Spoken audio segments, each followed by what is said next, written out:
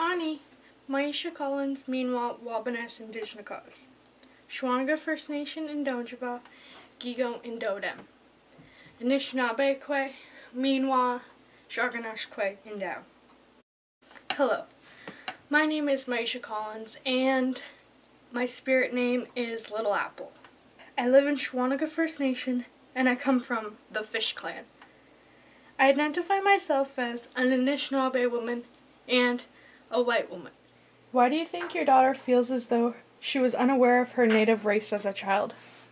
It was never a thought just to bring it up, to be like, yeah, okay, you're native or you're Ojibwe. Like, it never dawned on me to say anything because I never learned that way. So I pretty much grew up like white, and it just really became more clear to me when I moved back home, like to Shawanaga.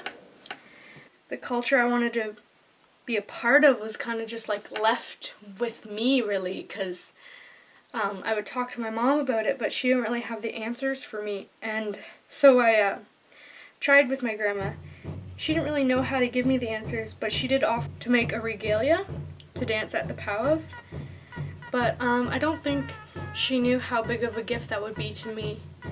It's really impacted my life, the regalia. That's something I'll always carry with me in my bundle. And when I danced, I danced. When I got to high school and I met Miss Hupfield, the native language teacher at our school, she was able to give me everything I was missing. Do you think there's a divide between native and non-native students in this school? Oh yeah, there's a huge divide. It's just because they don't take the time to understand and they're really ignorant about it. The more I got involved with native stuff, like doing the dancing and learning my culture, it was like this was getting pushed away. What is your personal struggle being native, non-native, or both in this school? So I identify as Métis, and a lot of the time I'm respected more by my quote-unquote white friends than I am by my Aboriginal friends, just because it sounds like I'm not actually Aboriginal and I'm just saying that, so I'm not the stereotypical Aboriginal student. This was just like a big thing, and it was like the more I wanted to bring this one back, then this one would get pushed away, and it was like, do you feel welcomed in native language classes, native clubs, and or activities? Theoretically, I feel welcomed. I feel like the invitation has been put out, but I don't feel practically that I am welcomed. At the same time, I wouldn't want to be the only white student in an all native language class, or I don't necessarily feel that I'm welcome to native classes, activities, or events because I think that I don't belong there in a sense.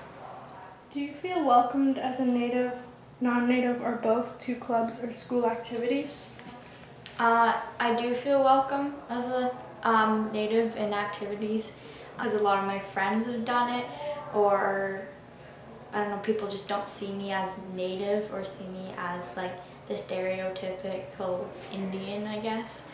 It was like I really ended up feeling like when I came to school, it was like I had to choose. It was like, okay, am I walking through the native door and being native today? Or am I walking through the white door and am I being white today? Do you think there is a divide between native and non-native students in this school? I think sometimes there is a division between native and non-native students. I think sometimes that's put into place by the students themselves. Maybe it's from misunderstandings or understandings they think that they have, that people want that division. I think the best way I can answer this is yes and no. My hunch is that the divide is greater when perceived by our First Nations kids. For a large number of our students in the school, they don't think about their identity or their ethnicity or their culture when they walk in the building. I think they walk in as somebody who has decided, I'm going to establish my identity this way, and they walk into our school. And so the problem I think sometimes that occurs is in a classroom, kids see every kid for who they are, like as an individual.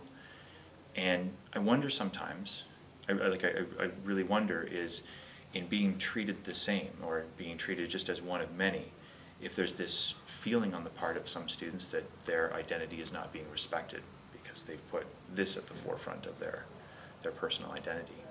Our First Nations kids can sometimes feel like there's this divide, that they're not being recognized for who they are. I don't want there to be a line anymore. I don't want people to feel afraid to come close to the line or only want to come to the line when they have like 7 other people doing it. And I just want to say I'm a proud Anishinaabe and a proud Irish and Scottish woman, and I'm not going to pick what days I want to be non-native and what days I want to be native anymore.